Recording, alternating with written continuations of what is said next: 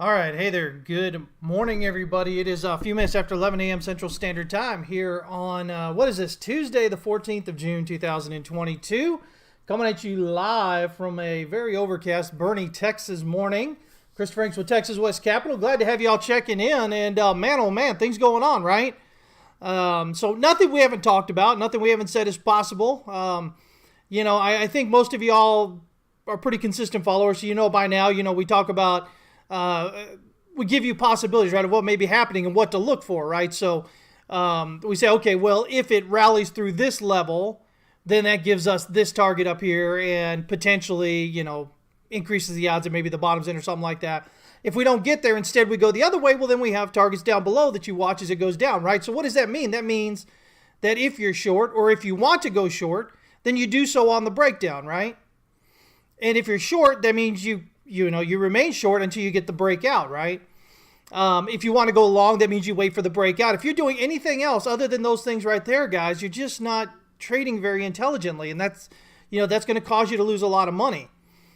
People in general seem to be capitulating right now in their minds. We've got a lot of sub 10,000 calls, even sub 5,000 calls.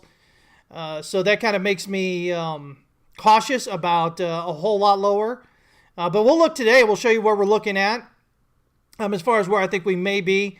The dollar continues to push up, right? So, again, no surprise there. The question is this maybe wave B of 4 or is this wave 3, wave 5 of 3 finishing out? And that's where we're kind of on the border right now, trying to watch as it continues to play out here, which one it may be. Oil continues to push up a little bit higher. Nat gas takes a big tumble today. So much going on, guys, right? But y'all ain't scared, right? Y'all traders. Trading means you've got opportunity, whether price is going up or down, right? Got to remember that, guys. Don't say you're a trader and then freak out like an investor, okay? Stocks continue to drop. They look like maybe third wave coming in, right? So third of 3. If it is, then when it, comes and pushes in, it should be a big move. Bonds continue to drop, right? Yields continue to rise. Prices continue to drop on that. Just so much going on right now. Who else here already? Hank, what's up? BR's here. Telluride, good to see y'all. Is that name Mr. Wilkes right there? I can't read. It's blue on blue. Yes, it is.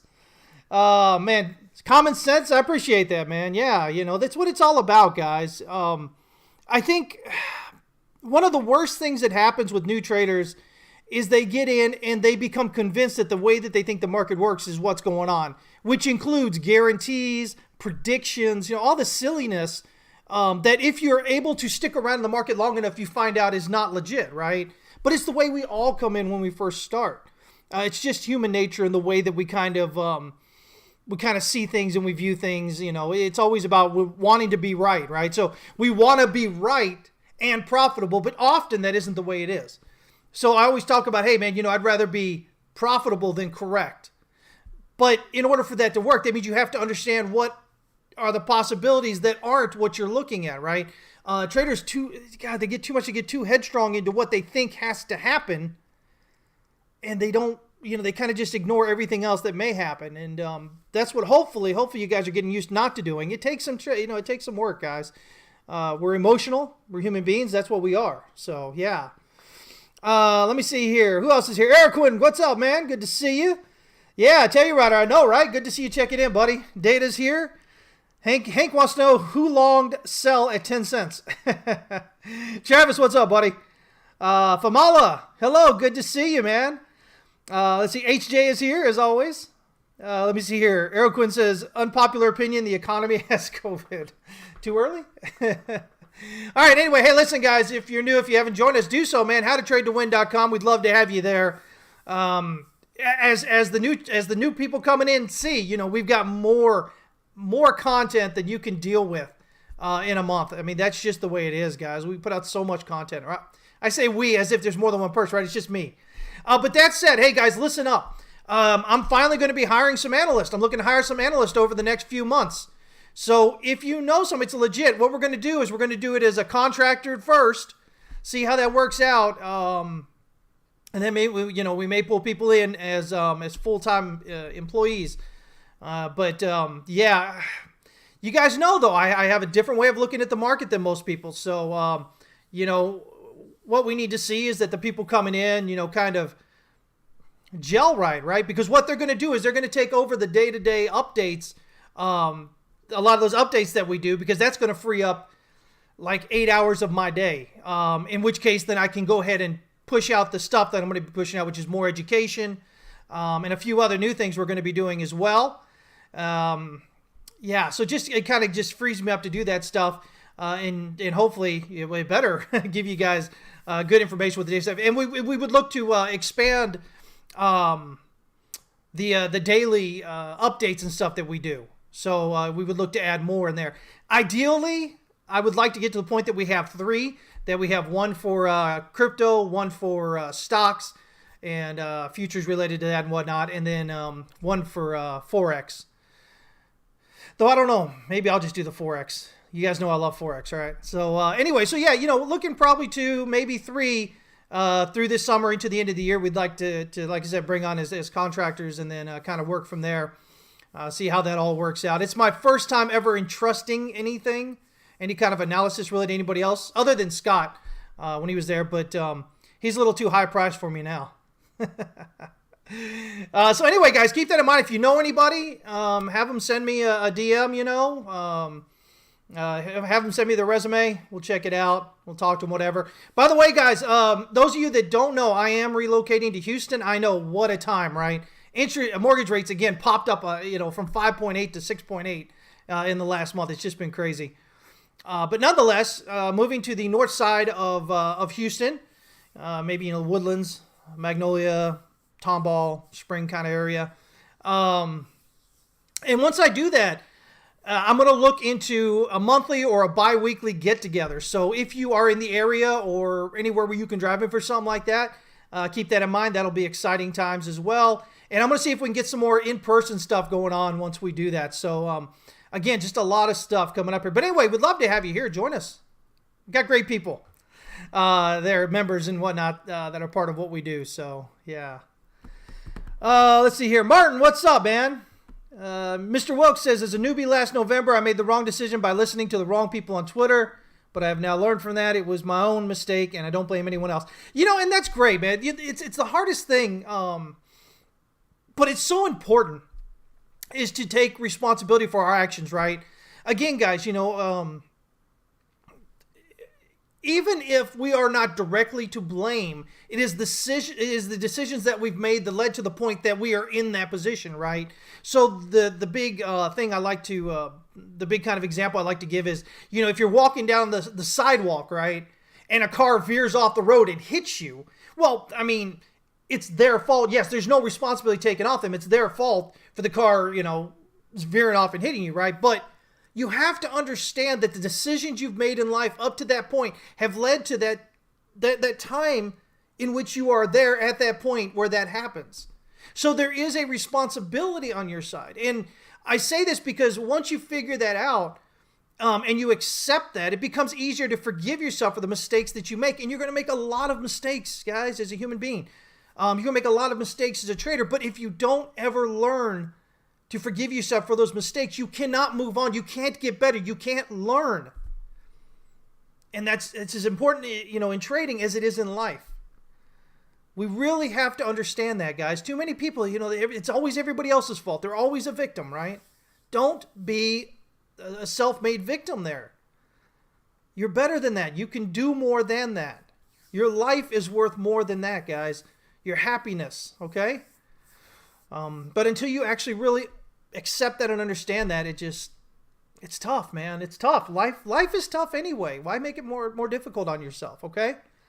So yeah, I mean, that's great. I love hearing that. Again, you're going to make mistakes. It's all part of it. But once you accept that your mistakes are yours, then you can allow yourself to forgive yourself. And once you forgive yourself, you can move on. You can learn from it. And that's the big thing. So I hope that makes sense, guys. Diego, what's up, man? Chance, what's up, buddy? He says, not Waco. Yes, let's meet up. Yeah, no, not Waco. Over in Houston. So anyway, I'm excited about that. So once I get there, I think I wasn't going to do it, but I think I might actually look for some office space to just, in that way, instead of trying to meet somewhere else where we may or may not have issues with it, we've always got some place set there to do that. So anyway, good stuff, right? 51 ETH, what's up, man? Hey guys, listen. So here, this right here is the futures, right? Right here. And so futures, I mean, we can zoom this out to the daily here, and you've got this gap right here, right? So that's important. We've got this nice wick here on the daily.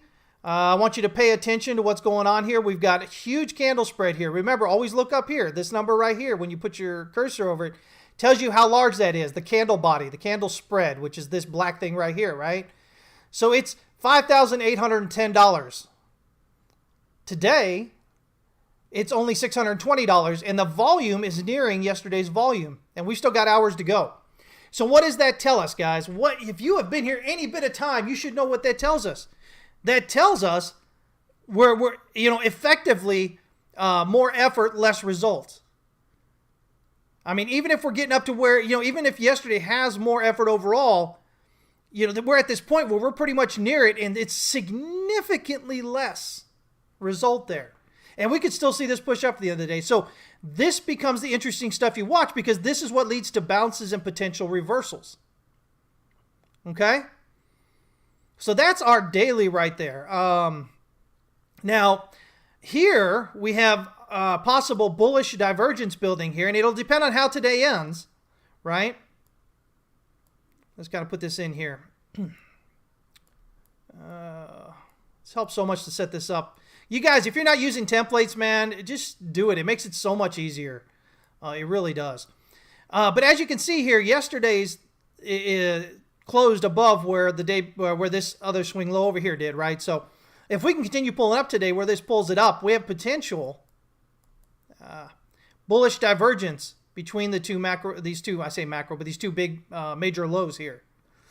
And so, again, bullish divergence, potential reversal. Right now, obviously, if this doesn't close, if today closes below yesterday, right here,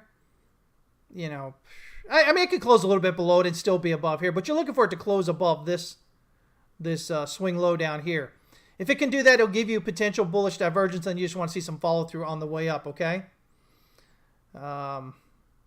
Gaps are important now. It depends on the gap, right? It depends on the gap.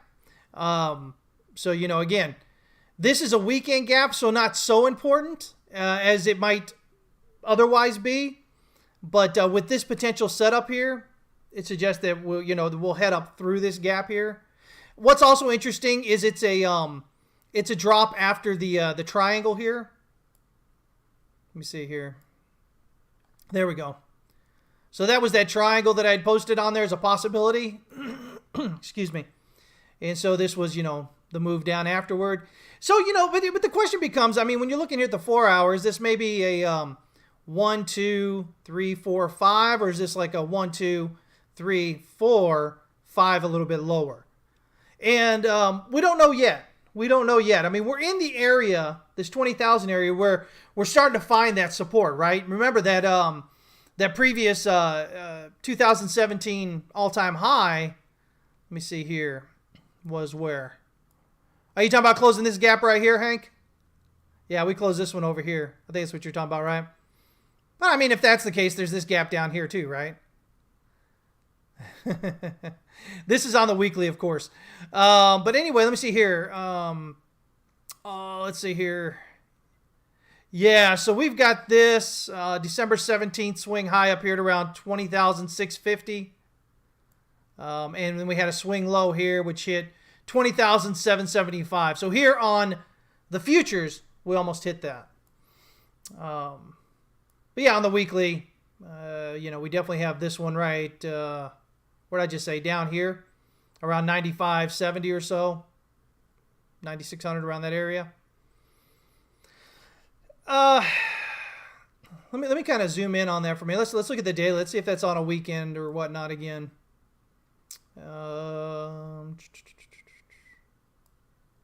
Dang it. All right. See, that's just the weekly. See, that's not a daily gap. There is this one right here, though. See See, God dog it. Let me get back over here. So it closed at, where did it close there? This was the 11th. See, but this is the 14th. Again, it's a weekend gap. Weekend gaps are not very reliable as far as definitively going to close because they're just a product of the market, right? It's not like price moved through them because price was bullish during market hours, right? It's only because there was a 24-hour market which could be traded there, right?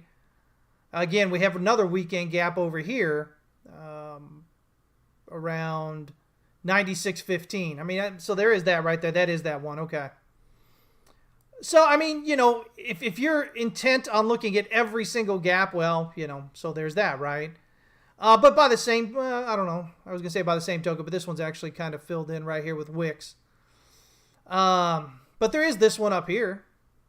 So, if you believe the gaps, every single gap is worth something, which it's not, which is all the same, which it's not. But if you did, then you'd be looking at least for a move up here to 35, 180 kind of area up here as well to fill in that one. Plus, of course, to fill in that one there, right? But again, weekend gaps are just weekend gaps, guys. There's nothing special about them. That's why we don't normally look at them and go, okay, yeah, they're going to be filled.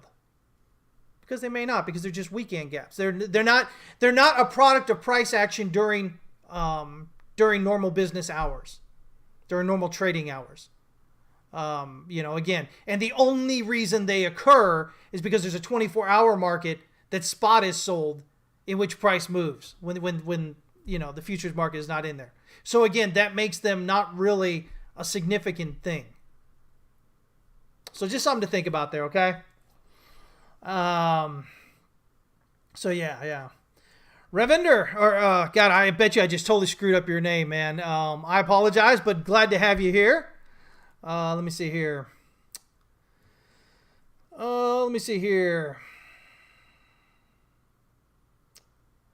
Let's see. Who else is here?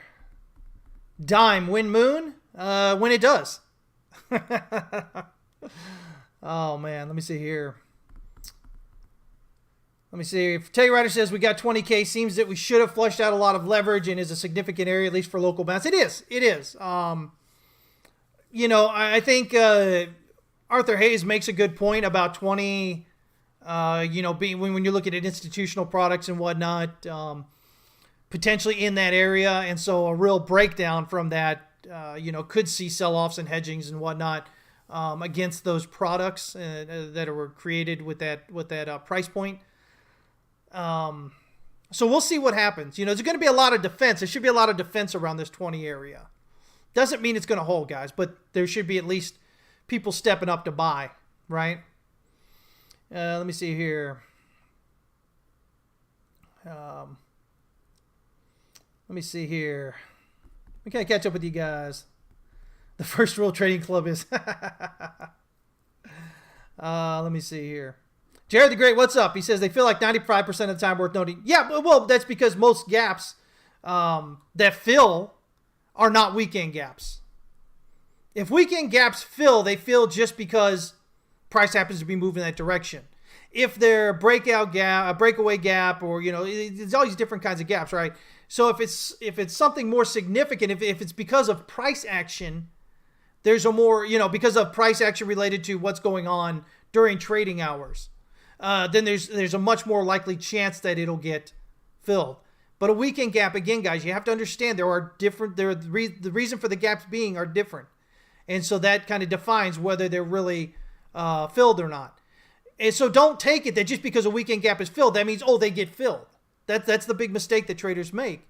Not just with gaps, but with other things as well. They think, because it happened, that means it has to happen. Rather than understanding that it just happened because. And it's not really that significant if it's a weekend gap, for instance. I hope that makes sense, guys. I know it's hard. I know, for a lot of people, it's hard to wrap their head around it and accept that. There's not a whole lot I can do about it. I can tell you what it is. But, you got to be in the markets for years and years and years watching it to kind of say, okay, yeah, I see what you're saying. So, yeah, we're kind of there. Let me see here.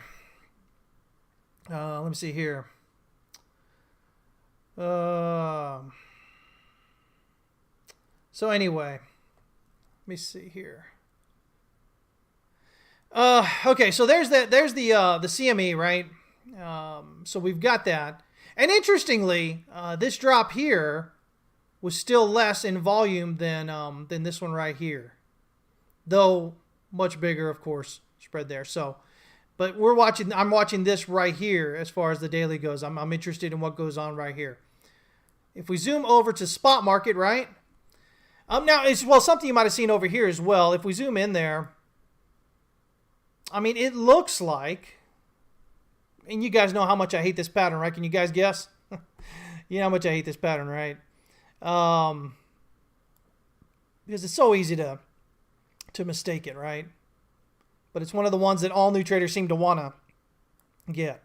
Now here's the thing. It looks like a head and shoulders, right? There's no real expansive movement up through here. So I'm really iffy about that. I like that with this descending resistance here, this neckline, I like that we broke out, came back and retested it. So I'd like to see some volume expansion and larger candle spreads rally up through here, and that'll make me feel better about that pattern. And if that pattern is what it is, just based on that alone, we're looking at, what is this? This is still the CME here.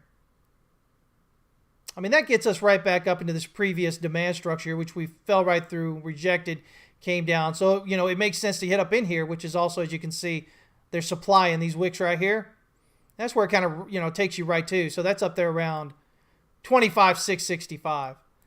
But I'm not overly excited about what I'm seeing yet. Though we do notice there is expansive volume here on the 1 hour, right, all through this area. We just don't have the large expanding, the candles that are going without like really, these all kind of overlap. You see this? You want to see candles that like stick out. So it closes, the next one, doesn't barely pull back into it, continues to rally up higher. That's what you want to see. All this overlap could suggest a correction in that area. So I'm not overly excited about that, but if we can see some larger candle spreads like this, where they go and they kind of follow on each other without, these huge big pullbacks into them, that would feel a little bit better on that. Let me see here. Yeah, it is an ugly head and shoulders. It really is. Let me see here. So here's what we have right now, guys, okay? So we've got this potential target here. And so we had the drop down to the 15-minute S1, rally up toward the pivot rejection. Now we've pulled back into this area here, and we're starting to rally back up. But again, overlapping, right? Doesn't mean it can't be a leading diagonal, right? So wave 1 of wave 3 here, right, is a leading diagonal. But you're going to want to watch that. So last night, after I did the update for our members, I threw in this count here, and as you can see, we pulled back right to where I was expecting, right to that wave 2. And we're kind of getting off here. So we got like a 1, 2, 3, 4, 5 here. And then we got 1, 2, 3, 4, 5. Now, if I'm looking at this, let me see here. This has got a high here, 22,140 and 31 cents. It's got a low of 22,100. I mean, it really does overlap. And so if it overlaps, again, I'm saying, okay, maybe this ABC, right? Corrective ABC. But you can't have a leading and an ending diagonal. This one definitely overlaps if we look at 1, 2, 3, 4, 5, right? This one is like a $30 overlap, but technically it does overlap. So to me, it would seem, and since it's 5, it would suggest a leading diagonal. So 1, 2, 3, 4, 5 is 1, 2, 1, 2, 3, 4, 5 is 3, 4, and then we get 1, 2, 3, 4, 5, which should terminate, within this wick here, right? Where we've got that supply right there. So potentially in this lower half of this wick. And then so then we'd pull back and then we get the breakout. Right now, that aligns with the other things we usually look at, right? So wave 1, sub-wave 1 of wave 3 usually terminates around where wave 1 terminates, right? So that, again, would make sense. If this is a 1-2, then 3 has a minimum expected target of 26,055. If this count is correct coming down here, then a breakout above this 23,743.23, which is the wave 4 triangle resistance, should indicate that wave 5 is done, and it starts hinting that that overall wave 4 may be complete, but it's still very, very, very early. So I said hinting at it, right? Because the count could be wrong. So I appreciate that, Dime. I appreciate that. Let's see here. Let me see here. TV Canal. Who is talking to TV Canal? I don't see him in here. Am I missing this? Oh man. Oscar, what's up, man? Let me see here. So yeah, this is kind of thing. But guess what, guys? There's still the possibility that we could be going down a little bit further, right? There is the possibility. There's this other count here. Okay? There is this other count that suggests maybe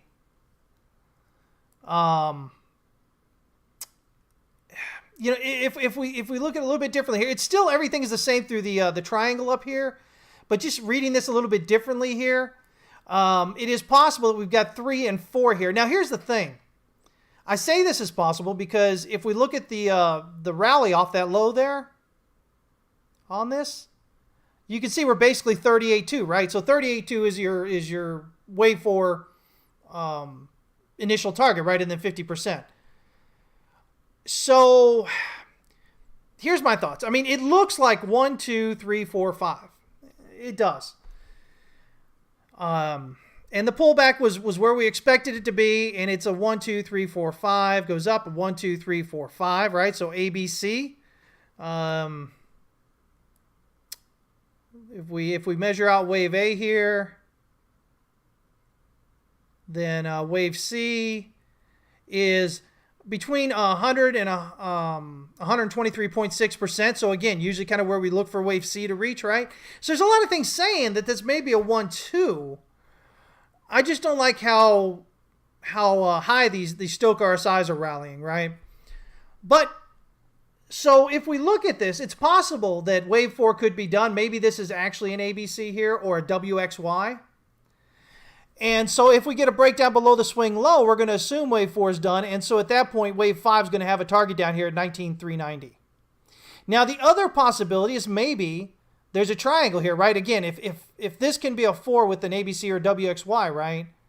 Then it's possible this could be A, this could be B, this could be C, D, E, right? So you get this kind of triangle thing working out here. Something like this. A, B, C, D, E. Right? My computer is acting up today, guys. I apologize. So maybe something like that. So if it continues to consolidate here, we might be looking at something like that. And in that case, you do have this, pattern target depending on where it ends. And you could see price, heading down lower. I do have like this 19,600, 650 target, which is based on the monthly. So let me kind of take this off here in a moment. Let me go ahead and just turn this back on. And so it's this monthly demand structure right here. So it's this area right here. And so, the top of that area there's right around that 19,600, 19,650 kind of area. The EQ is just a little bit lower there, right around 18.5. But, potentially could see that if it continues lower. But also for the monthly, right now, this was the 2018 bear market low. And we're right around that area right now. So there is a possibility that could be a bottom, right? We'll just have to wait and see if we get that rally up or not. Again, weekly, oversold. Stochh RSI and RSI. We did have a breakdown through the channel support here. May or may not be a big deal. But as you can see, this is kind of like a hollow area here. Real low volume node in that area there. And so that's kind of where price is at. Coming right into, as you can see, there is that other high volume node right at that. You can see that's also a weekly candle there, that same area. Just about. You see this weekly candle right here? So what we need to see is we need to see some movement higher that's kind of more constructive, right? This has been my big thing, is that the 3-day Stochc RSI has remained high. So even when everything else was low, 15-minute, 1 hour, 4 hour, daily, weekly, monthly, and all that, the 3-day was sitting up higher here. Now there's potentially, again, bullish divergence going on here from these two lows, right? On the 3-day. The 3-day started there on the 12th. So it should end today. So we could potentially be seeing some bullish divergence printing there. Within this whole structure here, you can notice that the drop, so you had this drop here with this large volume. You had this drop with large volume, but less. You have this drop with even lesser volume. So I'm interested to see how does the candle close. That's what I'm interested in, because if we look here, the candle spread's pretty small on that. Candle spread's even smaller on this one. But it's a pretty big candle spread here. So it's not volume alone. It's always volume and price action and then follow through. I think people that try and trade price action and volume, they try to simplify it too much and they miss this other thing. They think, oh, look, volume says this, or volume and price action says this, but then they don't consider that they have to have follow through, right? So this is going to be bigger. God, what is it right now? It's 59.11 or so. Over here was the bigger one at 50. Oh, well, 55.16. Okay, that's pretty close. This one up here was small, 11.36. So especially if we can get this to close at less than this one over here, smaller than this one, so it's got to move up at least another $300. If we can do that, then we've got lesser volume than we had here and smaller candle spread than we had here. So, you know, again, it looks like either supply is fatiguing and or, well, not that demand is necessarily increasing because the volume itself is dropping off, but supply is fatiguing. Supply is slowing down. That's that lower volume that you see there. But it's not just the volume. You want to see what does that candle spread say. So I'm going to watch that. I'm interested in that and what's going on there. Again, daily, you know, we're pretty low here. RSI.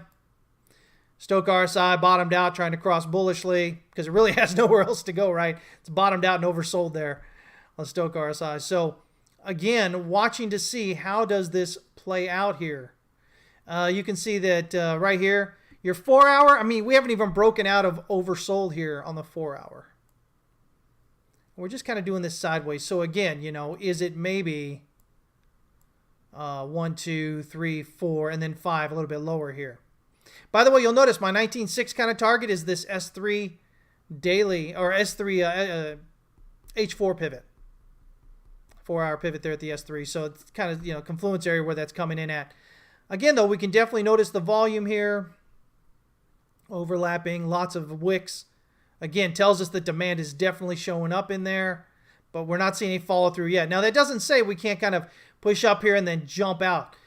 You know, based on this here, if we can get above these wicks here, 24.3 or so, we should be able to rally right on up here to 27.5. This is pretty open space right here. I mean, there is this bit of overlap right here, which could give it a little bit of turbulence, a little bit of resistance. But overall, this is a pretty open move up toward here. But then we have to get out above the pivot, right? And then we get the high volume node over here. So, you know, again, guys, what I'm saying is there's a lot to watch. So we do it step by step, right? Because you're not going to go out there and go, oh, it's definitely going to do this, because most of the time you end up being wrong, right? There's no reason to do that. Why would you do that? 1 hour, you can see that Stochc RSI is trying to cross bearishly up here and overbought. But, you know, RSI still has a lot of room to go here. We are currently sitting at about neutral, almost just on the bearish side of neutral right there. You've got a little bit of bearish divergence right here. But it's not off the swing high, But even if you come off that swing high, you still are a little bit. But it's so tiny that, it could just be a pullback here before heading up higher. So you just want to watch that as it plays out. So, yeah. Let me see here. Oh, these people coming with stupid stuff. Let me see what you guys are saying here.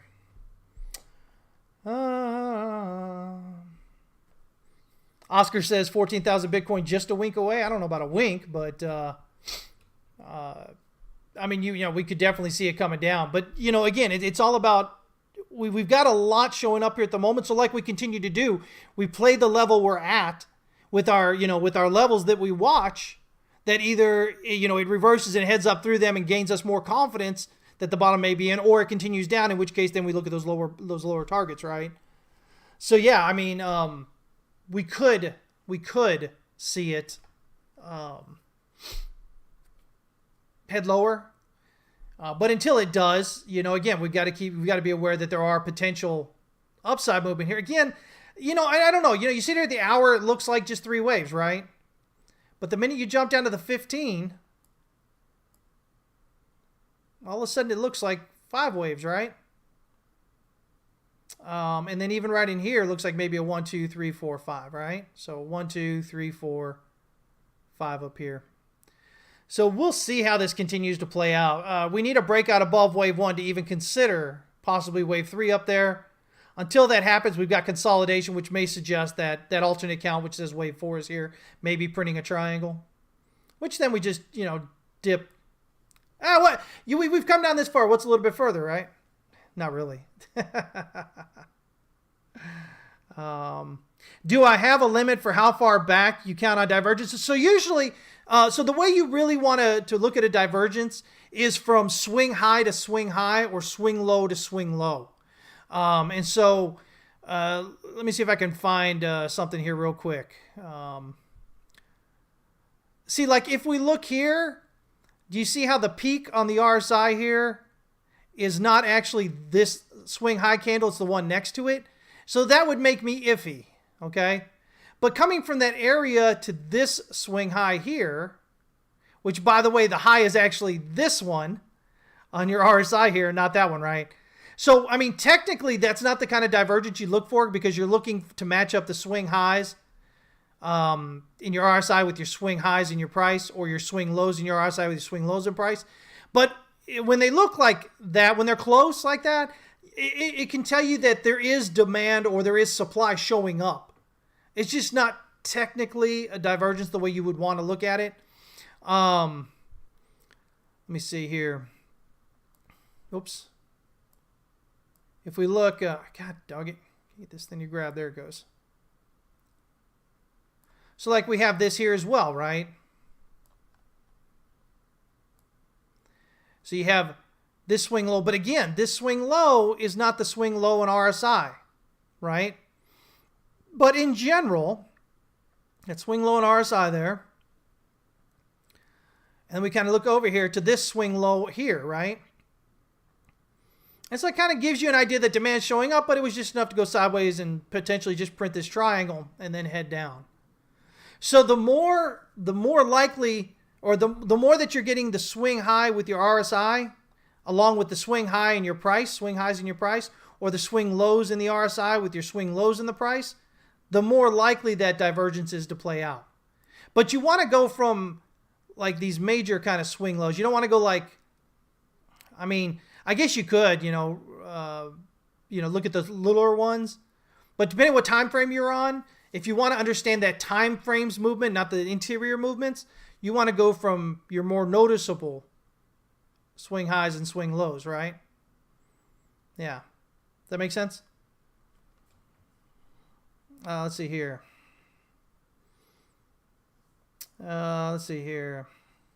Why in this economy would people invest large amounts of money in an unregulated, high-risk speculative asset? Until I find a logical answer to that, bounces are relief. Why would they do it? No, it's not logical. It's because people are human beings. And they've been groomed to believe over the last, 2 years since the March 2020 low, that, stocks, crypto, that it all just always goes up. It's always a buying opportunity, right? You got a lot of new people who've never traded before in their life, all of a sudden in here making a lot of money, because everybody's an expert in a bull market, guys. Remember that. Don't ever forget that. It's easy to make money in a bull market. And so that's where they come in. And for 2 years, they're conditioned to believe that's the way it is. So why would they continue to buy? Because they're conditioned to believe it's going to go up, and they don't want to miss out. And oh my gosh, price at 20. Oh, geez, that's really significant, right? That's a lot better than buying into 60,000. That said, most retail aren't really going to buy at 20,000, even if, it's the same reason, guys. Hank was around. It's the same reason that back here, when we did this, and we rallied back up above 4,500. I was telling Discord, I was doing a play-by-play in Discord when this was all happening. We popped up above 4,500. I said, looks like we're probably done there. We can probably go ahead and go long. And I reiterated it again around 5,100 and 5,500, right? So as we kind of came out of this, not many people bought. Down here, when we were talking about this here, and I was like, well, this looks like it's probably the bottom here. And, we bought down here. And very little people bought down there, right? And then right here, 4,000, everybody was trying to sell. I said, no, it looks like it pop out. Again, same thing as 6,000. Same thing we've talked about before. It's just human nature, right? We talked about the top up here in June, before it happened, up here in June of 19. And guess what? People were buying in mass down here. Look at this. Look at this volume, guys. Right here. Look at this volume right here at the top and the next one. You can't have that kind of volume if you don't have people buying. But because it's at the top, they're selling into it. And of course, price ends up going down, right? So, I mean, just human nature, right? Again, up here, everybody buying up here, right? Look at that volume coming in right up there at 19,697. Volume coming in there, right? And then 19,891. This is on Coinbase, of course, made that slightly higher high. But notice this slightly higher high here on much less volume down here. And then you had this dump here, and everybody said, oh, we're going to catch it here. And they did. It's all that buying coming in with all that supply coming in. And then it came on back down, right? So up here, we were talking about that 5,800 level, which is right about where it got to here, right? And then we're looking at maybe this might be the bottom. Man, that's when I really started talking a lot about Wyckoff. And people are like, oh, no, that's too big. They didn't understand. They thought, Wyckoff was all about this area right here and this area right here, which it is, but it's also about your larger picture. And then, of course, we talked about potentially getting the breakdown here. And then we got this one right here. And we were looking down toward this wick down here, which is where we were. And again, but it's hard because we're emotional, right? So because we're emotional, it's hard to get beyond that emotion and actually make those, pull the trigger, make those buys or those sells. Or, at the top, and even instead of selling, just not buying, right? When it's all emotional, when everybody is all laser eyes, spaghetti fingers, whatever, whatever all the nonsense was up here, right? And everybody was buying up there. I mean, it was crazy buying up into this, right? But you can see that the real buying kind of ended in this dip right here, and then again right here, push it up, and then once more on this, they bought the dip here. But then as it finished out here, overlapping, volume petered out, right? Then it kind of came down, and then they bought again down here, lows. But even though you can look at this now, you can look here and go, man, yeah, that makes sense, right? That's where it was all bought there. It makes sense they buy right there, right? It's hard until you train yourself to do it. It's really hard to go against your emotion here because it feels like it's going to go down forever. Remember, guys, all your big Twitter accounts basically were saying, continue buying here. Buy the dip, buy the dip, buy the dip, buy the dip, buy the dip. And then by the time it got down here, they were like, okay, now you need to sell it. Sell the rally, sell the rally, sell the rally, sell the rallies. It's going down, way down. That's the top. And then, of course, it didn't, right? I mean, this is just, part of being human, guys. But it takes practice. It's not easy. It's definitely not easy. Sometimes it still gets me, and I've been doing this a long time, right? Sometimes it still gets me trying to make that buy, even though I know we should, right? So like yesterday, I sold this drop, and I ended up. It was pretty well leveraged. I think I only got like $1,000 or $1,200 of movement down when I got out of it. Wasn't sure if we'd continue lower, but came down here, ended up hitting the pattern target for the triangle right here. So it went down a little bit further than where I got out, rallied back up, and then you had the bigger drop here. Am I upset I missed this bit of it? No, because I got this bit of it here. Who cares that I missed this, right? I made a good bit of money right here. I think that's one of the other important things I can tell you guys as traders is learn to celebrate your wins. And what I mean is don't get like overly excited about it, like where you just can't wait to get back in again. But just say, okay, yeah, I made money there. Great. I don't have to immediately jump back into another trade. I can wait for another setup. The short here was an easy short. Right? And had I hold on, this was my original target was this area here, which is based on the height of this triangle, right? So those who are in Discord, I gave them this target based on the height here. This was the pattern target. Let's see here. A little bit off. Yeah, about right there. So as you can see, we kind of hit that pattern target, right? As I often tell you, pattern targets are usually wave threes. So, we've got to move down here, right? So there's 5 waves down. Or, from up here, it looks like it, right? Potentially, depending on what that count is there. But nonetheless, I got a little bit early.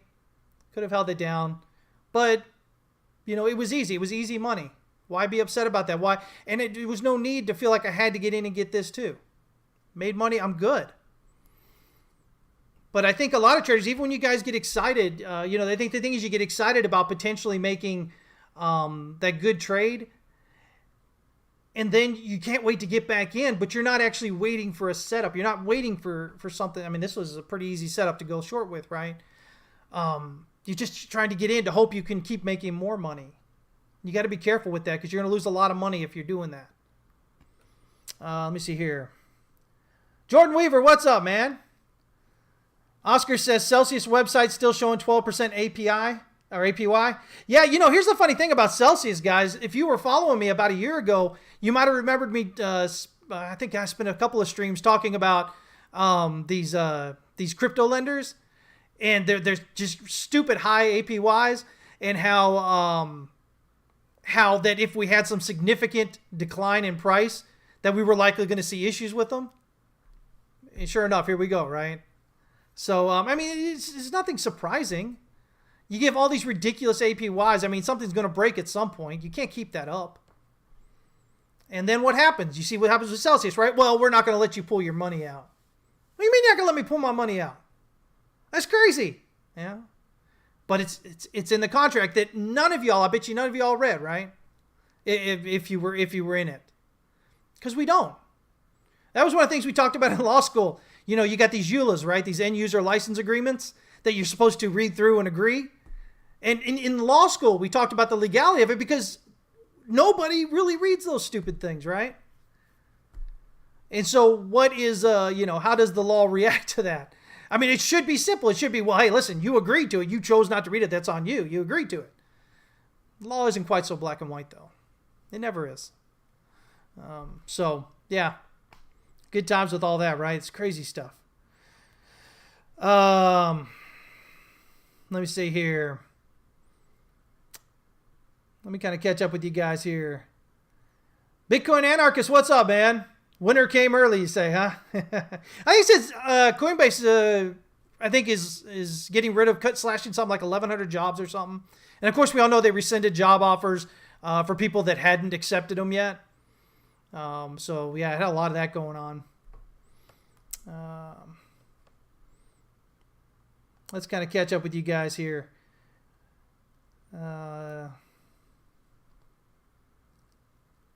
Man, you know what? I guess I don't see... Oh, you know why I don't see TV Canal? It doesn't look like I'm seeing any more Doesn't look like I'm seeing any Twitch users right now. I'm just seeing YouTube. Weird. Okay. So yeah. Anyway, guys, I think all things held equal anyway, where we are here, I think we should get a bounce at the least. But again, I think maybe either the bottom's in or maybe this is 4 and we got 5 a little bit lower to kind of really kind of head up. But we'll have to see how this plays out. As far as is the bottom in right now, the Stochc RSIs, oops, wrong chart there. The Stochc RSIs are kind of high on the lower time frames. 4 hours still has a lot of room to go. 4 hours a lot of room to go here on the on RSI. So I could see a drop here. Yeah, I can see a drop down here. Do like wave 5. So 3, 4, 5 is that alternate count, right? And then probably see like a bullish divergence here in overbought or in oversold on the 4 hour RSI. Sure, I could potentially see something like that happening. As it does that, there's still some room here as well. But we're not having enough consistent rally up just yet for me to say, okay, yeah, I think that bottom is definitely in. Even if saying that, it's still just my opinion. And opinions don't matter when it comes to trading, guys. They just give you a starting point, right? But when you have an opinion about what's going on, you need to understand where your validation and invalidation levels are. So again, we'll continue to watch the levels that we're looking at, seeing do we get the breakouts above them or the breakdowns, and then depending on which one, we'll see if it's this more bullish black count or if it is one of those red counts, potentially say wave 4 and then wave 5 still to go down there. Oh, Broska, I see you, man. Yeah, I see you on Twitch. I don't know why. How can he hide me, though? I should see everybody. If he's there, you just need to go ahead and block him permanently. I blocked him permanently, or at least that's what I thought I did. I gave him too many chances. He wanted to act like a jerk all the time. He wasn't listening. I don't want to deal with it. I don't have to. It's my channel, right? So if you can see him, Hank, ban him. Please, thank you. I don't play nonsense, guys. I'm a pretty nice guy. I'm way too damn nice. I'm going to play these games with people acting like silly little idiots. We're all about paying attention here, right? If I say something and you continue to say it as if I haven't said it, then there's no use having you around. You're not paying attention. I blocked him from seeing me? No, he just needs to be blocked. Just block him. Just do it. I don't want to mess with the nonsense. He acted like a jerk too many times. I dealt with it for months. Way more than I should have. Get rid of him. Please and thank you. So that's kind of what we're looking at there. Let's see here. Where is the DXY? No, not one more last chance. He's done. I gave him chances for months. Please, just get rid of him.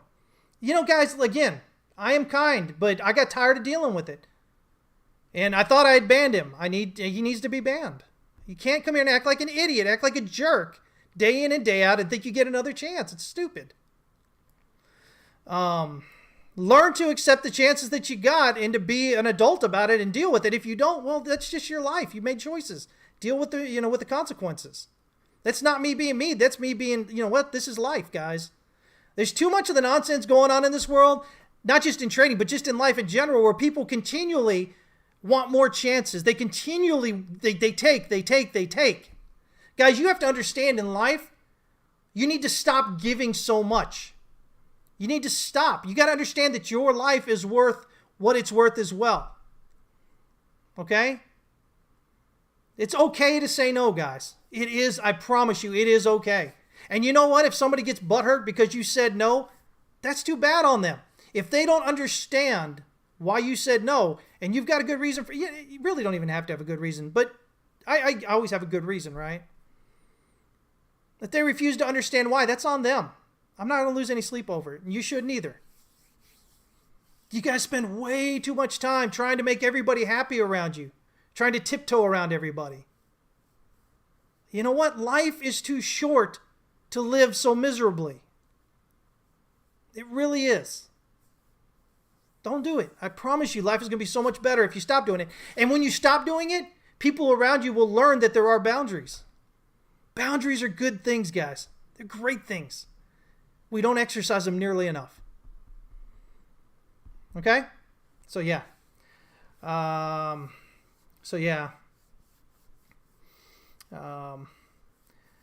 Yeah, it's not that he has a different opinion, because he didn't have a different opinion. He basically reiterated the same thing I kept saying, but then he kept saying it, saying that I didn't say it. I'm like, man, week after week we talk about it, and so at that point, I get tired of the arguing. I get tired of the nonsense.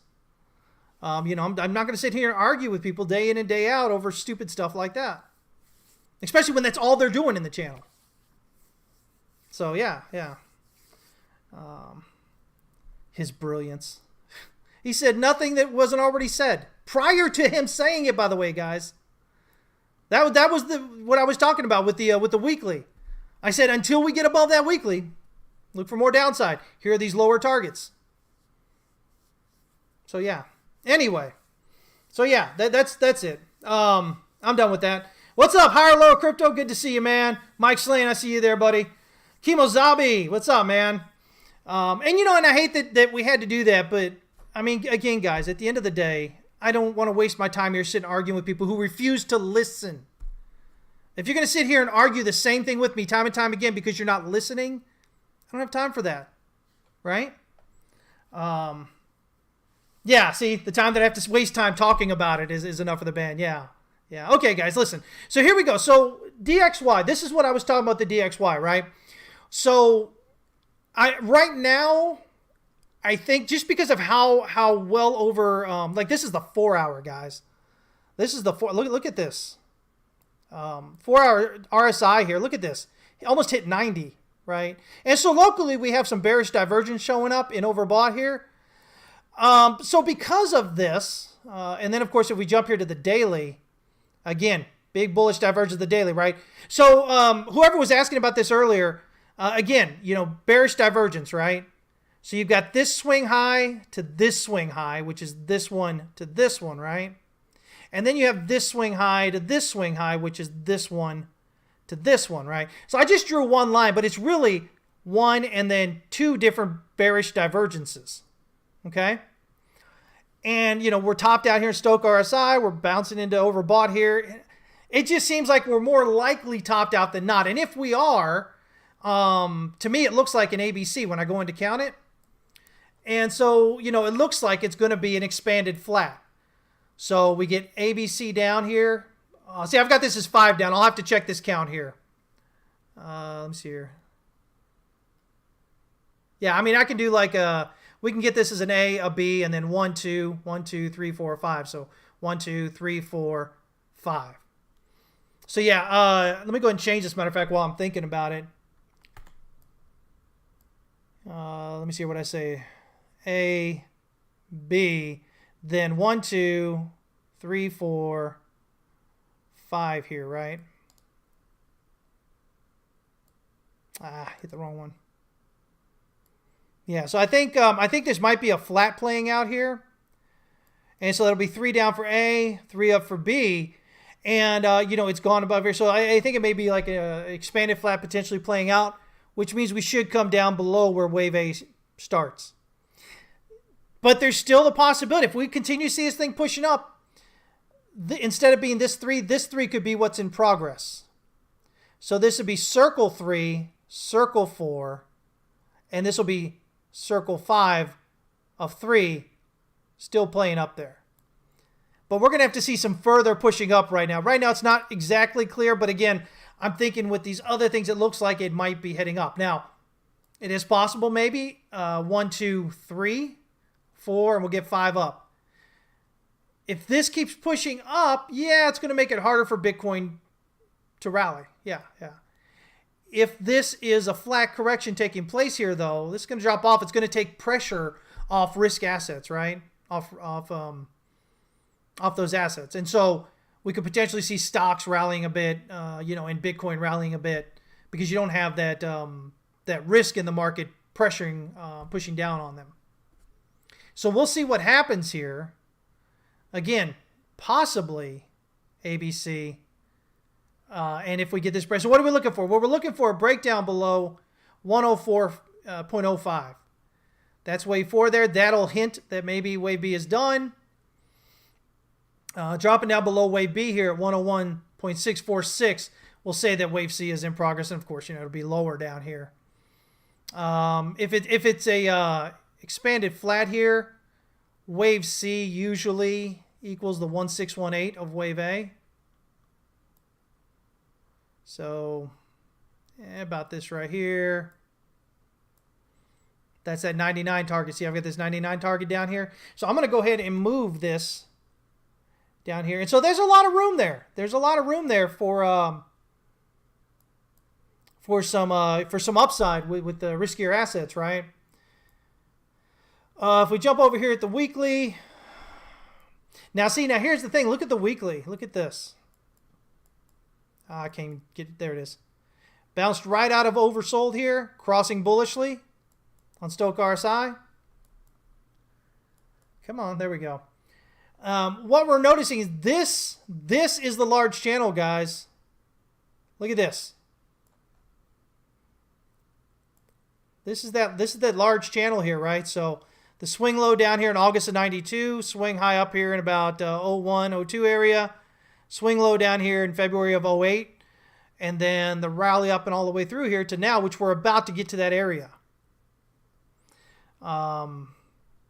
So right now, depending on how that count is, I've got a minimal expected 108.911 for wave 1 here. Secondary target up here about 113.93, but a breakout through that could be a serious launch forward, right?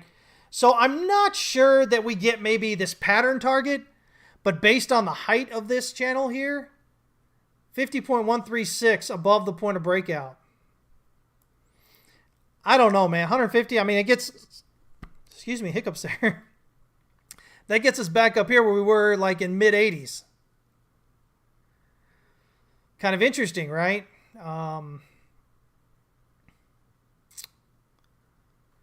The stock market. Remember October of 1987? Monday? Where we had the stock market drop. Biggest drop it had in such a short time. Since like the Great Depression, right?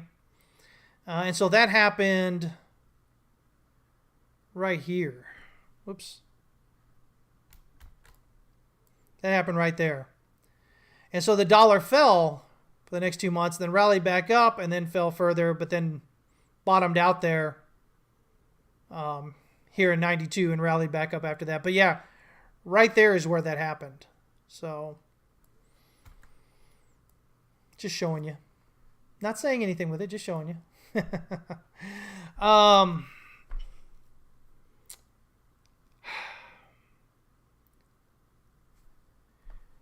So, guys, I don't know. Again, could very well just be that, and we could just see this rallying up through here. I mean, as strong as this, again, like I tell you guys, when you're playing pivots like this, and you get this strong rally that rallies right up through the R1 and R2 instead of hitting the R1 and checking the pivot for support and then heading up. When you do this, usually it's a very bullish movement, and most often it'll hit that R5 pivot. So this is the monthly chart though, but man, oh man. I could definitely see this potentially as a bottom here. I mean, you could look at this and go, okay, maybe 1, 2, and then 1, 2, 3, 4, 5. So what would that be?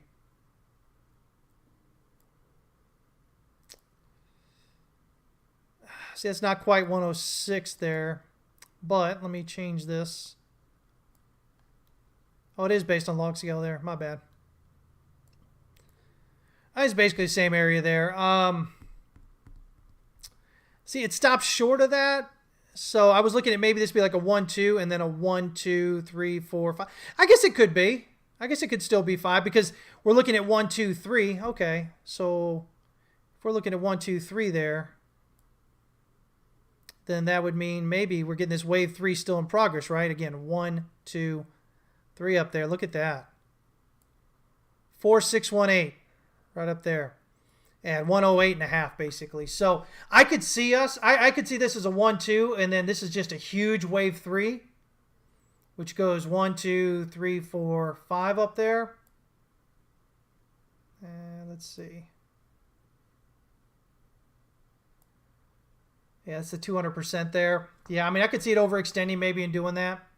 And then that would be a 3. So it'd be 1, 2, 3. And we get I think we just get a short 4. And then we get a 5 up to finish up.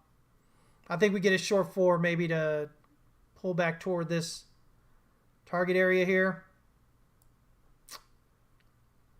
Let me see. Maybe a 23.6. That retracement. I mean, it could always go higher. You know, when you've got this over bullishness, these bullish extremes, price tends to rally further than you expect, right? So, you know, I don't know. Does it go way up there? Then guess what? Then we got a 38.2 pullback, just about to the support here. So 1, 2, 3, 4, 5. And by the way, this is, you know, I've got this as a 5th wave here, guys. 1, 2, 3, 4, 5. So it's not like I believe, you know, price is going to continue going up, or DXY is going to continue going up forever. But right now, it remains in control for what it's doing at the moment, right? For what's going on with everything. Now, that all said,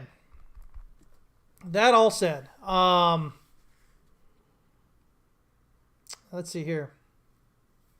What is my favorite chart to trade and why?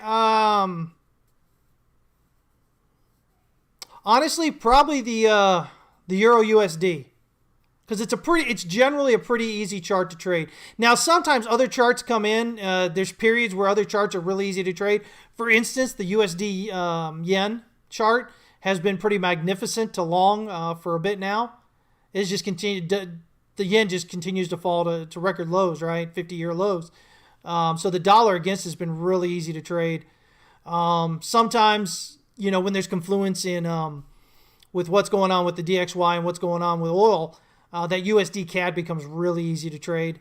But just generally, day in and day out, I trade a lot more of the USD Euro than anything else. Just because it's usually pretty easy to follow along with. Now back in the early mid 2000s, I guess. The Aussie against the USD was just amazing. Kept just rallying. So that was a fun one to trade, just long the Aussie against the USD. There were carry trades through that time leading into the 2000 teens. But yeah, over the last few years anyway, the Euro USD has been my kind of go-to chart. Sure. Let me see here. Anyway, so now let's talk real quick. So we've talked, Fed's pretty much doing everything I talked about it doing, right? If you guys have been following along for the last year and a half or so, you're seeing all these things I was talking about happening, right? We had QE taper off. We had taper begin back in November. I talked about that back in, what was it, April, May of last year, when the Fed was like, oh no, we're not going to taper or raise rates until 2023. I said probably November, right? And that's what we got. They said no interest rate hikes. I said we were going to have at least 3 this year, potentially a 50 basis point hike. We've definitely had that. It's continued to be extreme. But now we've gotten so extreme that I'm starting to look at it and go, okay, well, the economy's already rolling over. It appears to be, right? And so if it is, you've got the Fed throwing gasoline on the fire, right? I mean, we're talking the market is basically trying to price in a 75 basis point rate hike coming up, right? At the extreme, when everybody's already feeling pain, right? So I don't think that it's something that the Fed will potentially continue to do. They might do it for a bit, but I think there's a good chance we'll see them. What is this? This is June? Maybe the end of Q3, maybe beginning of Q4, we might see them decide to take the other way again, to ease off now. because they're normalizing their books, so they're selling all that excess cash that's been out there is going back to the Fed now. The Fed's selling off its MSBs and its treasuries, and so people are buying them. Pristine capital, right, or pristine collateral, right, and so all that cash everybody's worried about is loose in the economy is going back into the Fed. Now, how much of that is going to happen before that occurs, I don't know. But I could see definitely at this point now a situation in which the Fed does reverse course, but it won't be right now. Now, one of the other things I think that'll play on it is so Biden's hurting a lot politically, right? People are in pain. They blame it on him. It's stupid to blame it on, but whatever. They blame it on him, right? Not that I like Biden. I hate all political people. You guys know that. But they're going to blame it on him. And so the name of the game in politics is to get reelected, right? It's not about doing something for you. It's about getting reelected. And so, that's why he's trying to do this whole student loan $10,000 thing, right? $10,000 forgiveness. And he's hoping that buys him votes. But people are hurting so much everywhere else, especially if he can't get that. The only thing he's going to have left, and it's going to have to happen a couple of months at least prior to those November. And I'm not just him. I'm talking about him in terms of the Democrats, right? Because if they don't like Biden, they're not going to like the Democrats, right? And so, and then, of course, just generally speaking, but this is going to have to happen a couple of months before that, because they're going to need to see that the Fed is dropping interest rates, easing their pain, right? Leading into those elections in November. So that's why I'm thinking, if it's going to happen, maybe, again, end of Q3, maybe very beginning of Q4. So we're talking end of summer, right? And that would be in an attempt to have people vote Democrats, because right now they're doing polls right now, and Democrats are sucking wind as far as the seats that are going to be up for election, right?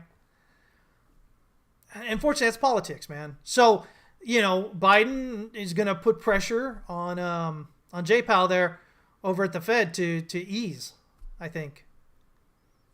So we'll see.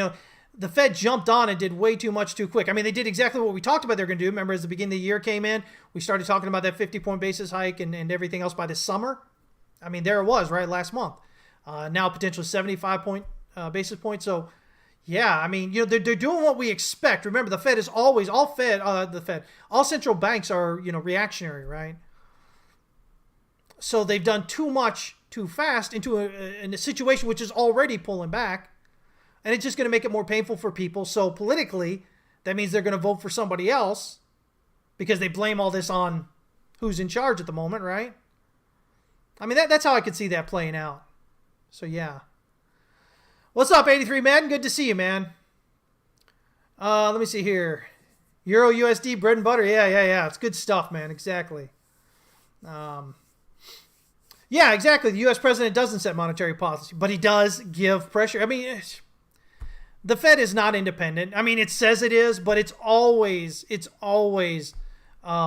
feeling pressure from whoever's in charge, whoever the president is, or whichever, and additionally, whatever party may be generally in charge, right? So you can have like a Republican president and a Democratic Congress, right? So, the Fed's going to feel that both ways. Yeah. Because people push all this onto the president. It's the president's fault, right? Not so easy like that, guys. But yeah. So that's kind of where I'm looking at that.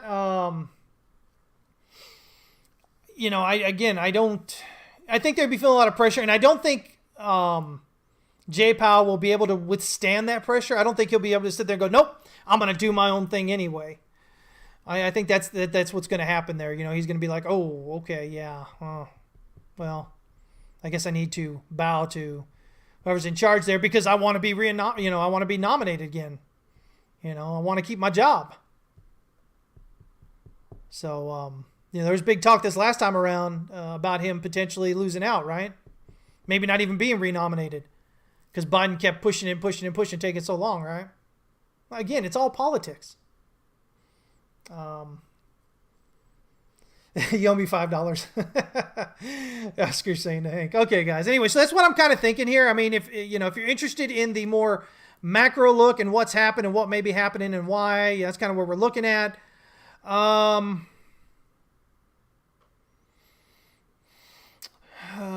Let's see here. Let me zoom in a bit more. Try to see, do we have 5 here? We may. 1, 2, 3, 4, 5. Dollar dropping on that 30-minute. So yeah, right here, this is the target that I had, by the way, guys, right there, 105.385. So just kind of finding that resistance right there. What's going on with Bitcoin in response? We seen anything? Yeah, Bitcoin's starting to rally a bit.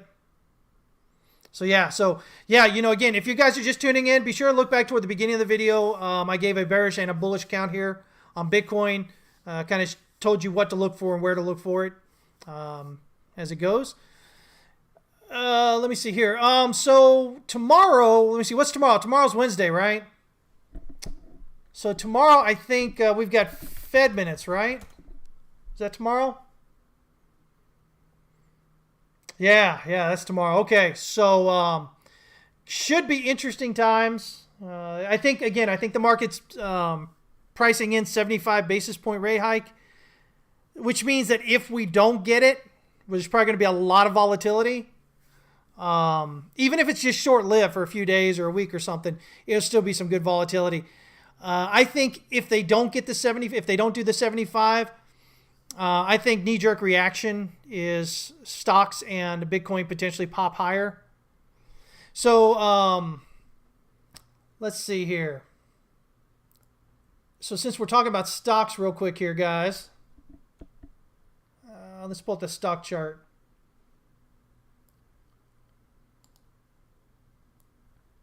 All right. Where are you at? So the NASDAQ, if I can find it here. Oh, let me grab it. There we go. So the count that I have right now for tiers 2 and 3 members here, I'm looking at potentially wave 3 being done or nearly done around this S2 pivot here. The 1 hour has rallied up quite a bit, but see how low this the RSI is? So again, looking at maybe a 3 and a 4 and then a 5, and then so you have this big 1 down and back up, right?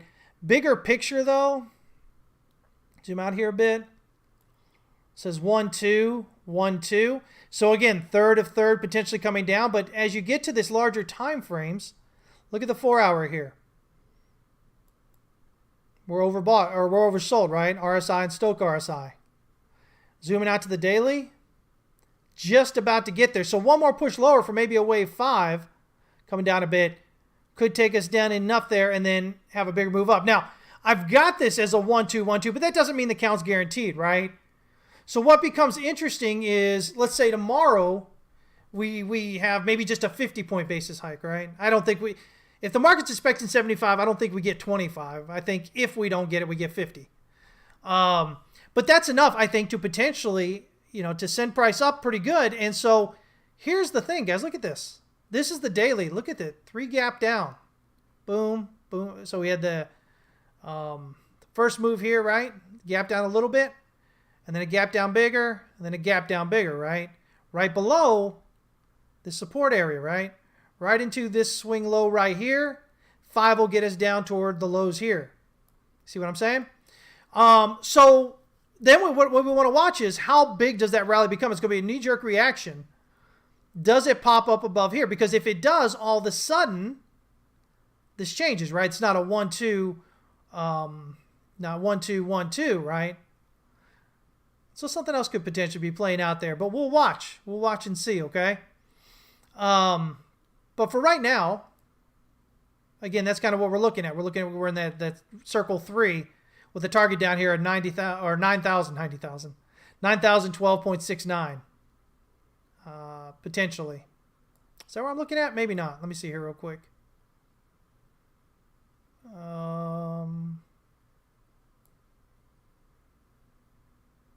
see, there we go. No, actually that would go lower, wouldn't it? I've got to change this to based on log scale. Nope, it doesn't do a whole lot. Yeah, it does. There it is. Right there around 78, 75 or so would be that wave 3. So again, it'd be a big drop coming in, and that's what we usually expect, right? Then that would be just this wave 3. But there is a bit of overlap here that suggests there may be a different count going on.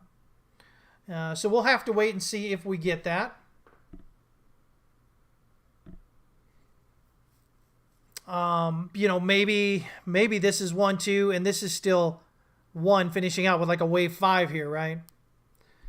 Which would take that then up here. So you've got quite a bit of movement for a reprieve there. So we'll have to see how the market reacts after the release tomorrow. But nonetheless, kind of where we're looking at doing so far, what we're looking at it doing. Oh, come on now. This computer today. Let me see here. So, you know, that's really tech heavy, right? That's NASDAQ. S&P still pretty tech heavy, but not as much, right? I just accidentally posted something here in in Discord. Let me get rid of that. Stupid thing. Why is it not going? Oh. Let me try one more time. Sorry, guys. Let me try one more time here. Nope, that should be it. Have I been posting the wrong chart in here all this time? All right. I might have to go back in Discord and change. I think I added the wrong link in there. Let me see here.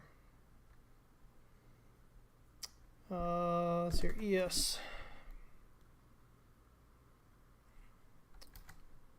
Come on. That's the one I'm looking for.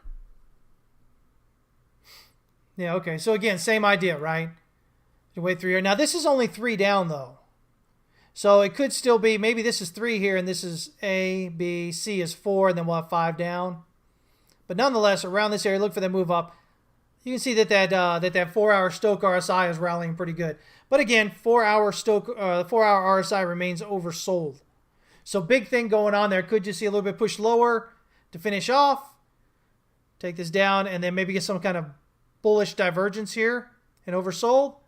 Send price up. But again, same ideas. We're looking at that 1, 2, 1, 2, right? 1, 2, 1, 2. So if the count is correct, then even after this little bit of a reprieve we'll have a strong drop for wave 3. Tell you, Ryder, have a great day, man. What's up, Blaze? I see you checking in.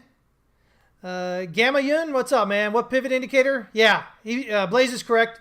Pivot points standard. So just go up into your indicators here, type pivot points, hit the standard. I don't change anything. I learned to trade with them a long time ago, so I just use them. Let me see here. But you can always change them, guys. Hey, you know, here's the thing, guys. With indicators, you can always change the settings on the indicator. So depending on how you are as a trader, you might want a little bit different settings, even just slightly different settings, depending on the time frame and the way you trade. Never be scared to change things up a little bit and try things a little bit more. Just because, you know, the standard settings or what they come with doesn't mean that's what you have to live with. Again, in my case, I usually, for the most part, I usually do that. I just stick with the standard because I've learned to work that way. But yeah, don't be afraid to change the settings, guys. RSI, Stochh RSI, whatever you're doing. If you can find a setting that fits your style of trading better, then use it, guys. Use it. There's tons.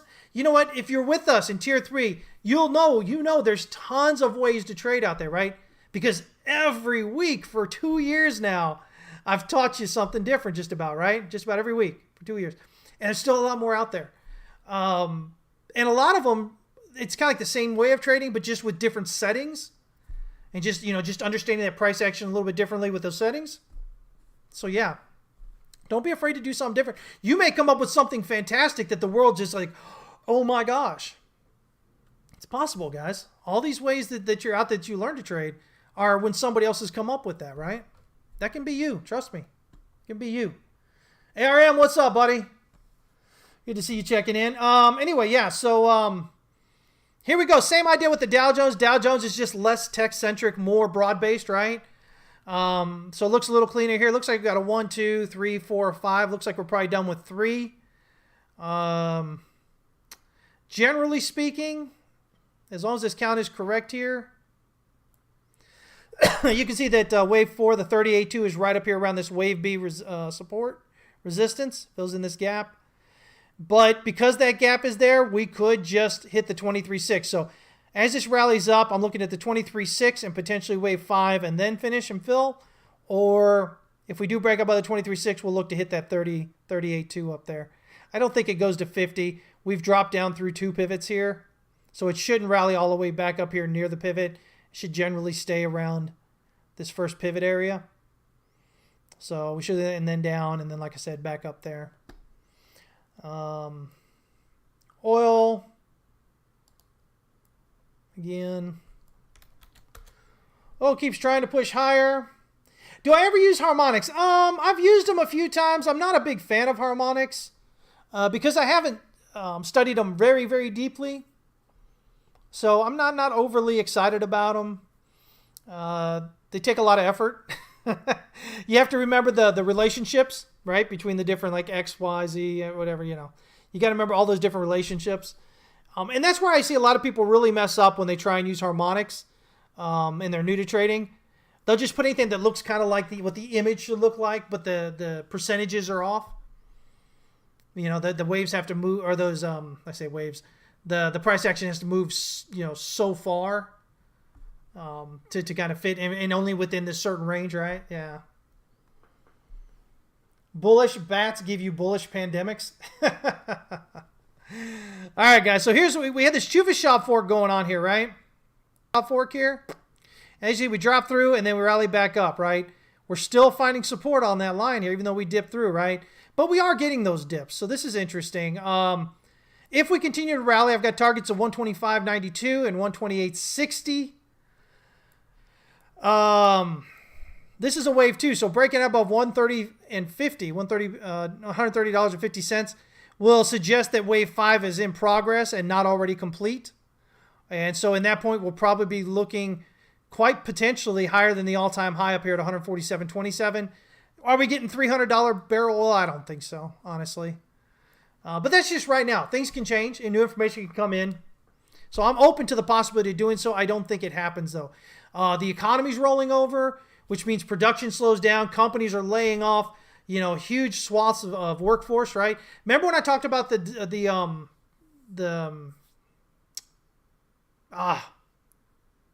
deflation spiral, right? And how, you know, it works with you know, the economy and interest rates and companies and production and layoffs and mortgages and foreclosures and, you know, how all that works together. I mean, here we are at this point now where interest rates are up. Things are more expensive. People are losing their jobs now. People losing jobs can't get into, you know, can't keep paying their mortgages, right? The only interesting part of that is supposedly we've got all these openings, or we've had this glut of openings, right? We've had more openings than people apparently looking for jobs. Is that the same? I honestly haven't looked at it here in the last month or so I don't know if it's still the same, but I don't think it is. I don't think it would be based on, you know, everybody slashing jobs and whatnot now. Those that are hiring, you know, rescinding offers. Others that are hiring. I mean, there's going to be some jobs that are going to have to be filled, but I just think in general, they may be pulling off there. Anyway, what I'm looking for is a drop down through 111.20 here as a hint that wave 2 may be complete. If we can get a drop down through, especially an impulsive drop down through the daily pivot, that's going to be a big clue that it is. Dropping down below wave B support over here at about $95.73. Should say wave 1 and 2 are done. Wave 3 is in. At this point, we're basically looking at a double top almost right here, right? So based on that, I'll just take a quick pull here real quick. Pattern target on that of around $68. Which is right around my 67.35 target down here. So, yeah. This looks a lot like gold, right? I got to get out of here, guys, but look at gold. Remember, gold's got that double top. Everybody still bullish on gold? Why? Why? Locally here, we've got the drop down through wave B. So expecting wave 1 and 2 to be complete, wave 3 to be in progress down lower. But again, it's that this big structure here, right? Big double top here. A breakdown below that swing low over here at that 1600 and change gives us a double top target down here of 1339.80 right here toward this high volume node. Remember what I talk about? Usually pattern targets are third waves, right? So this could be a 1 or an A, a B, and then a C, but like the third wave of C coming down. I have no reason yet to think, to change my thoughts right now. I still think we're probably going below 1,000, but I am open to a possible reversal around this area here, around this 1300, this high volume node. If we're dropping below that, I think, 800 to 900 is probably where we're headed. But yeah, I mean, it's crazy stuff here, right? I'm definitely not bullish on gold at the moment. No reason to be. We are finding support right in this area. But if we lose this kind of 1780 kind of area, that opens up a test of the lows here, 1670 or so, 1675. If we lose that double top is confirmed, and we look for that drop lower, right? Now, it's not going to drop just straight down. I mean, you've got support right in this area, 1500 and change, right? But ultimately should continue lower there. Let me see here. Long range crypto, what's up? He says a slower economy uses less oil. Coinbase cutting 18% of employees. Yeah, exactly. I guess I might have got off base with what I was saying with oil, but yeah, the whole idea is that oil is more than just petroleum. It's more than just what I say petroleum, gas and jet fuel and all this stuff, right? It's also pretty much everything else you use, right? Plastics are made from oil, right? And so if the economy is rolling over, if people are scared, they're not going to be flying as much, they're not going to be cruising as much. So the two of the largest demands for oil, right? Just as far as fuel goes, are airlines and cruise lines. So those will back down, and then companies are slowing down production. One thing being, remember, I talked about the fact that the interest rates have risen and there's so much U.S. denominated debt out there and you have to pay it in U.S. dollars, which means as the dollar becomes more expensive, your debt servicing becomes more expensive. And if you have to pay more to service your debt, you have less money to expand or to hire more or whatever else. So it goes the other way, right? So again, if the economy's truly topped out and it's coming down, there's little reason to believe that oil should really rally anything significantly because the demand's going to drop off. So even if there's a slowdown in distribution because of all the nonsense over there with Russia, right? And those kind of things going on, I mean, you're still going to have a significantly less demand ultimately. So, yeah, I mean, we'll see how this continues to play out. But, I mean, generally, these are the kind of the ways we look at things, right? So, yeah. Anyway, guys, I think that does it. By the way, silver's the same as oil here. Looking for down. I'm looking, still below 10, probably around $7, $8. $8, kind of similar to 800 for gold. That kind of area. So maybe $8 or $9 for silver, $800 or $900 for gold kind of thing. But yeah. Again, everything's still kind of looking further down until it doesn't anymore, right? I mean, that's the key. So the only other thing I tell you guys, if you want to look at something, if you think gold is this hedge and whatnot, compare gold against, say, I don't know. It usually ran pretty good with the 30-year bonds. So check that. That might be interesting. Something interesting to look at. I guess I'll let you know there's been a significant divergence with them, which hasn't really happened before. But yeah, so just some interesting stuff. Again, guys, I know a lot of people want to say that gold's this hedge and all this kind of stuff. I don't necessarily believe that. I think it's just a tradable asset like anything else. So that's where I, diverge with a lot of people out there. But anyway, let me see here. Real quick, Aeroquin, do you have any thoughts about Binance suspending LTC MWeb transactions and what impact that will have on the future of Litecoin, if any? Again, guys, I've kind of mentioned it before. Litecoin, with this whole privacy thing going on, I think it's a great thing because I just think inherently, we're at this point where by default, privacy is not the expectation, right? So you have to opt out of having your information shared with other people. I mean, that's nonsense. They should have to ask for your permission to share it, right? But again, this is the idea of, this is here in the U.S. anyway. With the way our system is set up, it's set up for lobbying, right? And those who lobby the best and do it. And so you got these companies that say, oh, well, we need to be able to do this. So again, our privacy kind of suck in it, right? So I'm a big proponent of privacy. I think there, you should be able to decide who gets what when it comes to your information. That said, you're going to see these companies like Binance, where they're going to have to answer to governments, right? They can talk all the smack they want about decentralization, only volunteers, all whatever else Binance has said. But at the end of the day, somebody is ultimately going to be held responsible. And we know who it is with Binance, right? Well, CZ. So he's not going to really ruffle the feathers of the governments that are allowing him to make all this money. So if the government says that isn't a good thing, we don't want you to do it, most likely he's not going to do it. So what does that mean for Litecoin? I mean, I think if it sticks around, you got enough doing that, yeah, it could have a potentially detrimental effect on Litecoin. But I'm also not sure that I believe that this significant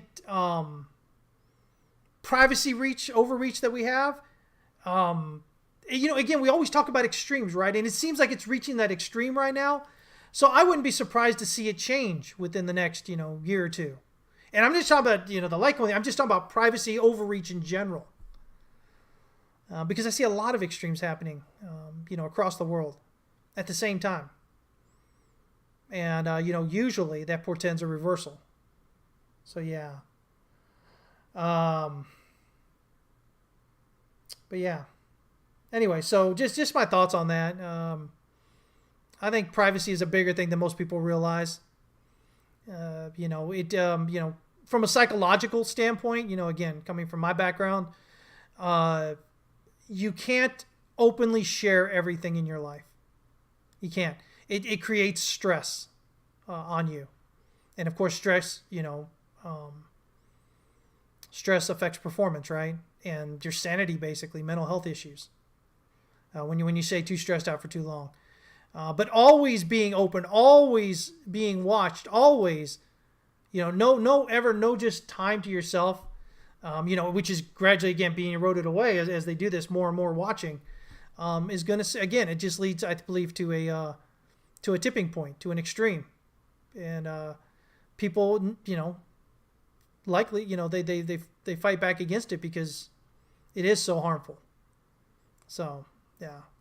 You got to have your quiet time. You got to have your time where you don't have to worry about people, always worried about what you say, always worried about what you think, always worried about expressing yourself, always worried about whatever.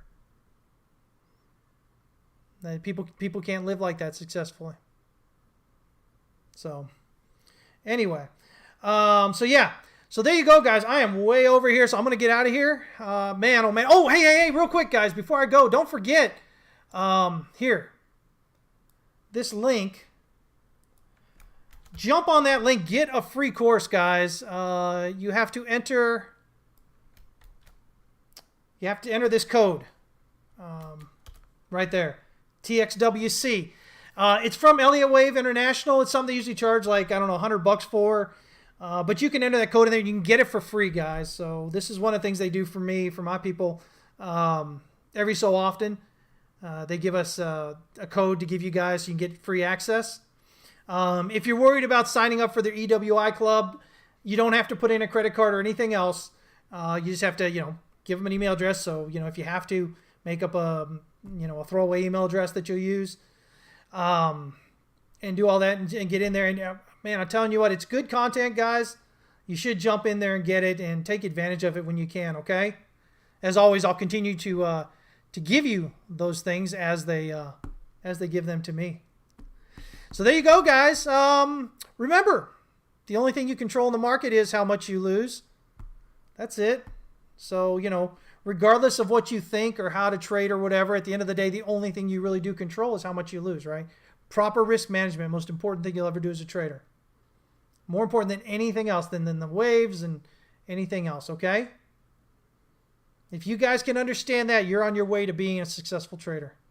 If you can't, keep trying until you do, so you can be, okay? I hope you guys have an amazing week. Y'all trade safe.